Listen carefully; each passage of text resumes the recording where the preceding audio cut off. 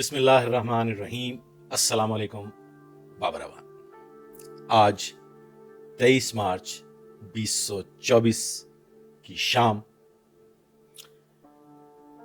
मैंने जिंदगी की 4 दहाइयों में बहुत कुछ बदलते देखा। हुकूमतें आई, चली गईं, 14 अगस्त देखे, कई 23 मार्च गुजरे, लेकिन एक बात पक्की है कि ना हम बदले और ना हमारी हालत बदली।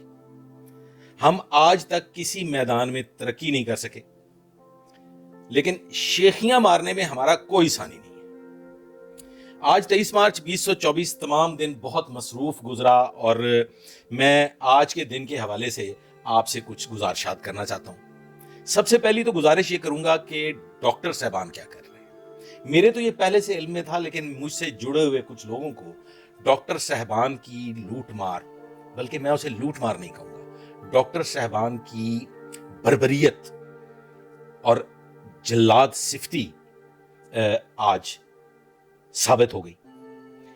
एक अजीज बीमार हुआ, उसको कमर की दर्द लाहक थी। उसने कमोबेश कोई 5 से 6 डॉक्टर साहबान से मशवरे किए। हर डॉक्टर ने अपनी जो मुकर्ररा फीस होती है वो लूटी और गलत मशवरा देके फारिग किया। यहाँ डीएचए में एक हॉस्पिटल है, उस डीएचए के हॉस्पिटल में वो जाना हुआ, उन्होंने भी मुआयना किया और फाइनली बेशुमार टेस्ट और एक्सरेज और पता नहीं पलड़म पलड़म ब्ला ब्ला ब्ला ब्ला वो अपने मनपसंद डायग्नोस्टिक सेंटर से करवाने के बाद फाइनली एमआरआई तक लेके गए और एमआरआई को देखने के बाद फिर उन्होंने सजेस्ट किया कि अब आपका ऑपरेशन नागुज़ीर है। वो पूरी की पूरी फैमिली एक खौफ में, एक सहम में मुब्तला हो गई और देखने में आया कि उनके शबो रोज, ये जो कोई 1.5 महीने का ये जो पीरियड है, इस 1.5 महीने के पीरियड में वो कितनी बार मरे, वो कितनी बार दोबारा जिंदा हुए, लेकिन वो लोग एक अजीबो गरीब किस्म के खौफ में मुब्तला हो गए।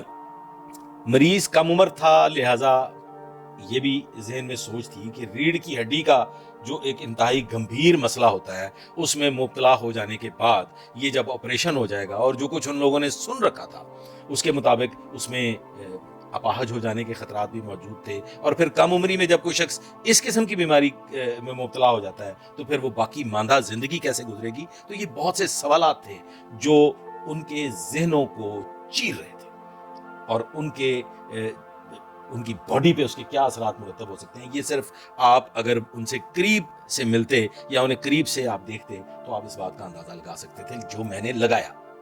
ख़वातीन व हज़रात, फिर मशवरा हुआ।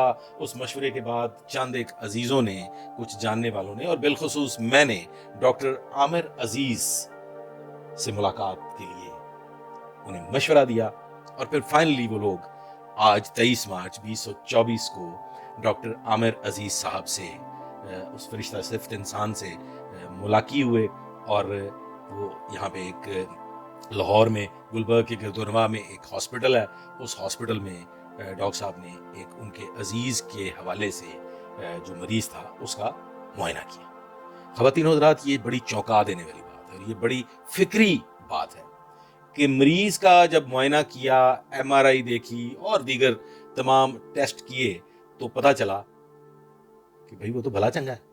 आप लोगों ने एक बीमारी सुनी होगी जिसे कहते हैं चुक। वो जो कहते हैं ना कि वो पिछली उम्र में कहते हैं कि कोई ये चुक के अंदर आते गल अंदरों गई ये मुक। तो वो मरीज चूंकि इतना कमजोर जिस्मानी तौर पे और फिजिकली इतना कमजोर था कि उसको एक खास किस्म की चुक पड़ी हुई थी और उसकी मुलाजमत जो थी वो उस पर बड़ी असरअंदाज हो रही थी ये बीमारी। और वो 1 महीना भर से छुट्टियों के बाद उनको नोटिस भी मिल चुका था कि शायद अब आप मुलाजमत भी कंटिन्यू रख सकेंगे। तो वो बुनियादी तौर पे एक चुक थी जिसको फिजिकली ठीक किया जाना था। लेकिन ख़वातीन व हज़रात, वो जो साबका डॉक्टर साहबान थे, वो जो बड़े बड़े सर्जन्स थे, वो जो बड़े बड़े फिजिशियंस थे, انہوں نے ٹکا کے لوٹ مار کی. اور چلو بھائی آپ نے لوٹ مار کر لی تو کوئی پراپر ٹریٹمنٹ دے کے مریض کو بہتر حالت کی طرف لے جاؤ, یا مریض کو آپ نے مسلسل ایسا ٹریٹمنٹ دینا ہے کہ آپ کی مستقل روٹیاں لگی رہیں. خواتین و حضرات, آج وہ لوگ اس آسیب سے باہر نکلے. ڈاکٹر عامر عزیز نے انہیں بتایا کہ جی یہ معمولی نوعیت کی چوک ہے, لیکن اس کو آپ نے بہت سیریس لے لیا. اس میں آپ کو چند ایک ایکسرسائزز کرنی تھی, آپ کو اپنے لیٹنے کے پوسچر کو ٹھیک کرنا تھا, اور چند دوائیاں جس میں کچھ وٹامنز اور کچھ درد کے لیے معمولی نوعیت کی دوائیوں کا استعمال کرنا تھا, اور آپ نے بھلے چنگے ہو جانا تھا. پھر ڈاکٹر صاحب نے مزید یہ کہا کہ اب آپ کام پہ بھی جائیں, آپ اپنی روزمرہ کی روٹین جو ہے اس کو بھی جاری رکھیں, اور یہ ہلکی پھلکی ایکسرسائز آپ نے نہیں چھوڑنی اور اسے مستقل بنیادوں پہ کرنا ہے. خواتین و حضرات, یہ معمولی بات نہیں ہے. میں یہ سوچتا ہوں کہ اگر ان کے پاس یہ مشاورتی کونسل نہ ہوتی اور وہ مریض مسلسل انہی ڈاکٹرز کے چنگل میں پھنسنے کے بعد آپریشن کی حد تک چلا جاتا, تو پھر مجھ سے کسی نے سوال کیا کہ وہ آپریشن کیا ہونا تھا پھر, تو میں نے انہیں بتایا کہ انہوں نے ہلکا سا ایک چیرا لگانا تھا, چیرا لگا کے انہوں نے پھر وہ چیرا بند کر دینا تھا اور لاکھوں روپیہ لوٹ لینا تھا, یہ کہہ کے کہ جناب آپ کا آپریشن کر دیا گیا اور آپریشن کامیاب ہو گیا. مریض نے نفسیاتی طور پہ آپریشن کے بعد یہ سوچنا تھا کہ جی میں بھلا چنگا ہو گیا ہوں, اس کے علاوہ اور کچھ نہیں.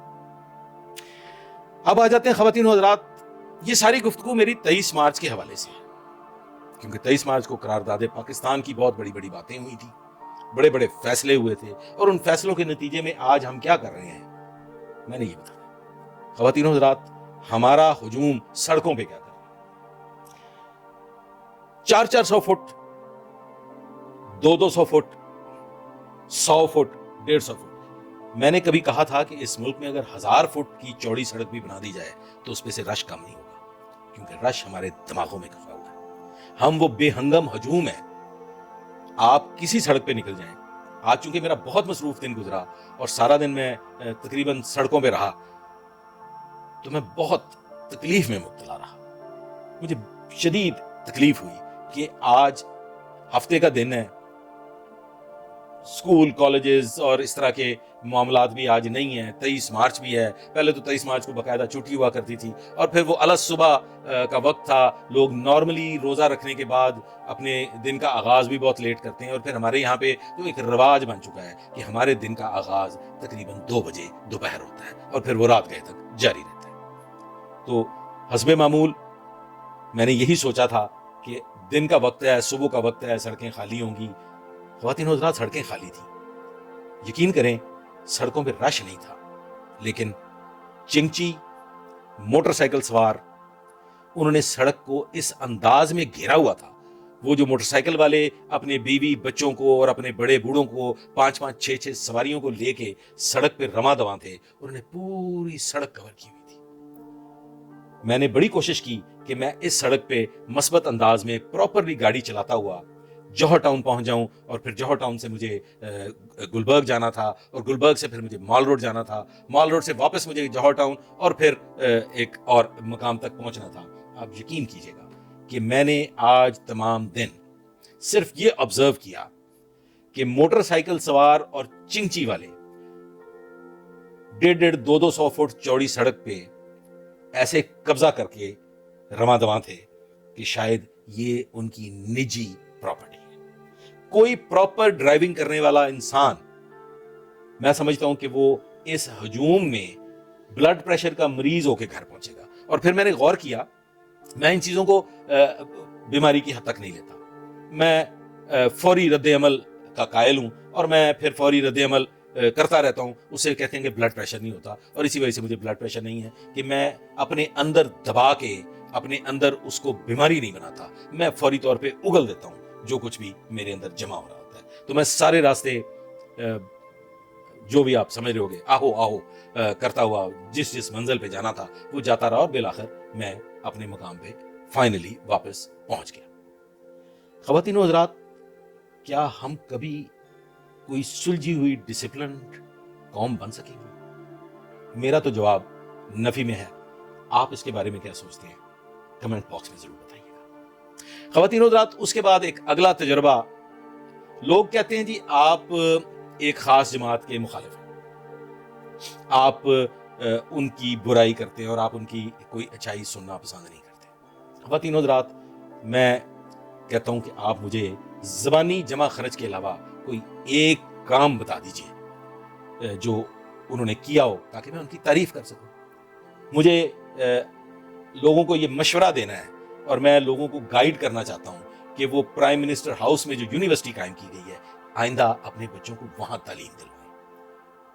خیر چھوڑیں، بات کر لیتے ہیں آج کہ میں ہر برائی کی، ہر غلطی کی نشاندہی کرنے کا ہمیشہ سے قائل ہوں اور کرتا ہوں۔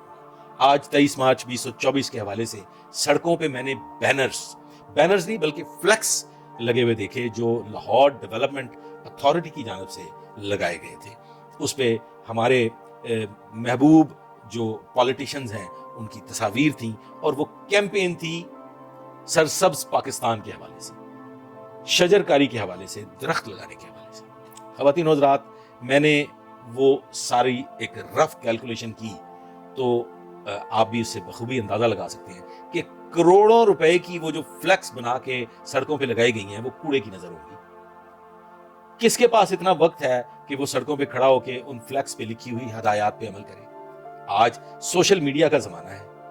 آپ کو اپنی تشہیر ہی اگر مطلوب اور مقصود ہے تو D G L D A ایک بیان ریکارڈ کرواتے، ایک اس کیمپین کے حوالے سے ایک تصویری خبرنامہ ریکارڈ کرواتے اور وہ سوشل میڈیا پہ وقفے سے اپلوڈ کرتے رہتے، یوٹیوب پہ اپلوڈ کرتے، فیس بک پہ اپلوڈ کرتے، ٹک ٹاک پہ اپلوڈ کرتے، سنیک پہ کرتے، غرض کے جتنے سوشل میڈیا کے میڈیمز ہیں ان پہ وہ کیمپین کے طور پہ اس کو چلاتے تو وہ کم خرچ میں ہم ایک بڑا فائدہ حاصل کر سکتے تھے۔ مجھے یہ سمجھ نہیں آ سکی کہ فلیکس بنا کے جو کروڑوں روپیہ برباد کیا گیا، کیا وہ کروڑوں روپیہ شجرکاری پہ خرچ نہیں کیا جا سکتا تھا؟ اگر ہمیں دکھاوا ہی مطلوب ہے، اگر ہم وہ کیا اس کو کہتے ہیں تماش بینی ہی کرنا چاہتے ہیں تو کیا اس کے لیے ایک چھوٹے چھوٹے کیمپینز کی جا سکتی تھی؟ سڑکوں پہ شجرکاری کرتے ہوئے لوگ دکھائی دیتے، انہوں نے خاص قسم کے ایل ڈی اے کی یونیفارم پہنی ہوتی، بچیاں ہوتی، اسکولوں کے کالجز کے بچے ہوتے اور ایل ڈی اے انہیں درخت پودے فراہم کرتا اور وہ مختلف مقامات پہ شجرکاری کرتے ہوئے دکھائی دیتے تو آٹومیٹیکلی وہ سوشل میڈیا کی نظر ہو جاتا۔